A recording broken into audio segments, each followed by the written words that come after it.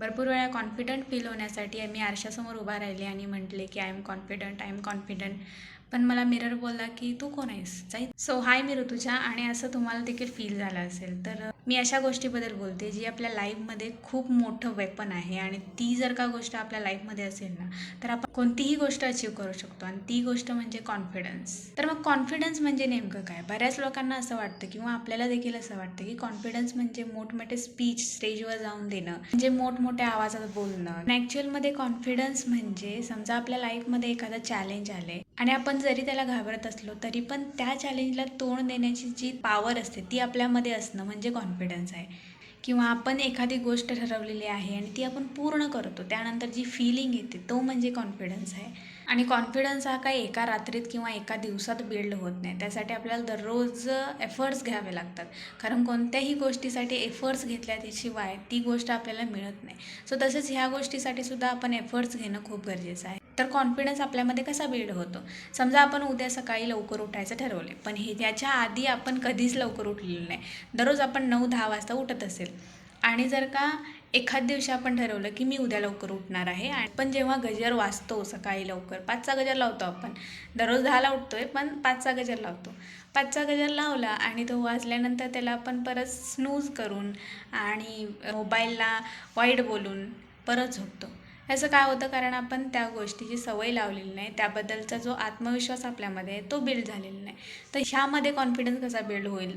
समजा आपण दररोज 8ला उठत असेल तर आपण ट्राय केलं पाहिजे की मी आता 7:30ला उठेन. म्हणजे छोट्या छोट्या पार्टमध्ये आपण ती हॅबिट डिवाईड केली.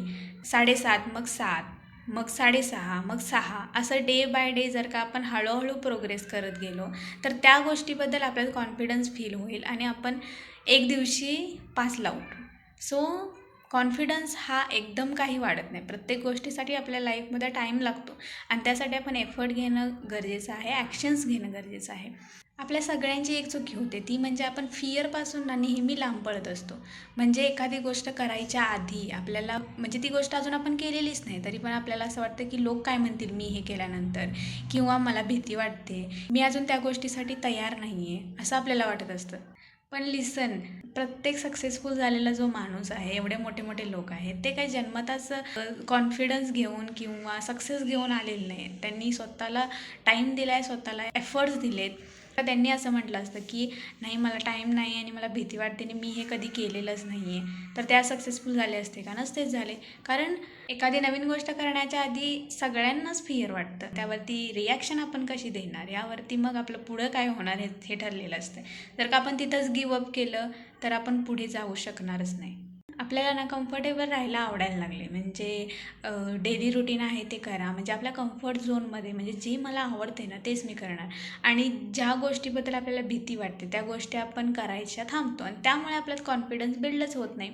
कसा होईल? कारण त्या आपण गोष्टी ट्रायच करत नाही कधी. त्यासाठी आपण प्रयत्न केले पाहिजेत, कारण आपल्या लाईफमध्ये कोणी येऊन आपल्याला कर तुझ्या आपल्या पाठीमाग लागून कोण करून घेणार नाही. जर का आपल्याला पुढे जायचं असेल तर ती गोष्ट आपल्याला स्वतःला एफर्ट घालून करावीच लागणार आहे. आणि हो, कॉन्फिडन्ससाठी ना आपलं इन्व्हायरमेंट पण मॅटर करतं. इन्व्हायरमेंट म्हणजे काय? आपण कोणाच्या संगतीत आहोत हे खूप मॅटर करतं. मग आपल्याला कितीही पॉझिटिव्ह राहायचं ठरवलं असलं आपण, म्हणजे मला पॉझिटिव्ह राहायचं आणि मला माझ्यात कॉन्फिडन्स बिल्ड करायचा आहे, जर का आपल्या आजूबाजूचेच लोक आपल्याला नेहमी कमी लेखत असतील, आपल्याला पाठीमागे ओढत असतील, पुढं जाण्यासाठी सपोर्ट करत नसतील, आपल्या ग्रोथसाठी, अशा लोकांच्यात आपण कधी पुढं जाणारच नाही आणि आपल्यामध्ये कॉन्फिडन्स कधी बिल्ड होणारच नाही.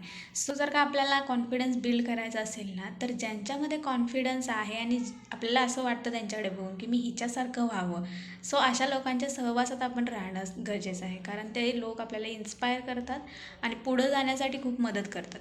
तर कॉन्फिडन्स वाढवायचा असेल तर बाथरूममध्ये किंवा मिररसमोर उभा राहून I am confident, I am confident असं ओरडून काही होणार नाही आहे. तर आपण स्वतःला जे प्रॉमिस केले, जे मी काम करणार आहे किंवा नवीन गोष्ट शिकणार आहे, त्यासाठी एफर्ट्स घेऊन ती गोष्ट दररोज हळूहळू पूर्ण केल्यानंतर आपल्यामध्ये कॉन्फिडन्स येणार आहे. कारण कॉन्फिडन्स हे गिफ्ट नाही आहे, it's a result of daily discipline, self respect आणि करेज.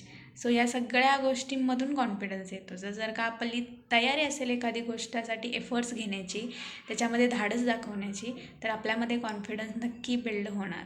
तर हे माझं ओपिनियन आहे. तुम्हाला कॉन्फिडन्सबद्दल काय वाटतं मला कमेंटमध्ये नक्की सांगा. आणि thank you for watching my video. Bye bye.